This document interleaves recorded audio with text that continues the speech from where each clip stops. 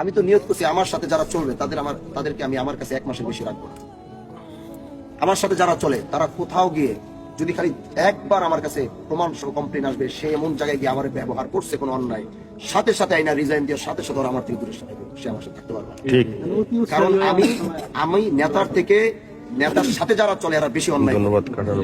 এটা আপনি খেয়াল করছেন কিনা জানি না, প্রত্যেকটা রাজনৈতিক দলে দেখবেন, প্রত্যেকটা নেতার জায়গায় দেখবেন, নেতা জানে না তার অজান্তে দুনিয়ার অন্যায় হয়ে যেতেছে, তার অজান্তে 2 নাম্বারই মানুষের সাথে হ্যারাম দেখায় কথা বলা, মানুষের কষ্ট দেওয়া, বাজারে গিয়ে বুক ফুলায় কথা কয়া, গরিবরে ছোট করা, এই জিনিসগুলো নেতার অজান্তে হয়। কিন্তু এটা আমি হামজালা হইতে পারি। এই জন্য আমি নিয়ত করছি আমার সাথে 1 মাসের বেশি কন্টিনিউ ঘুরাবো, খালি একটা সেক্টর থাকবে সেক্টরে দিয়ে দিব। আমার সাথে যারা চলবে এদেরকে খালি ঘুরাইতে, মানে বেশি দিন থাকলে আমি এমপি সাহেবের লগে থাকি,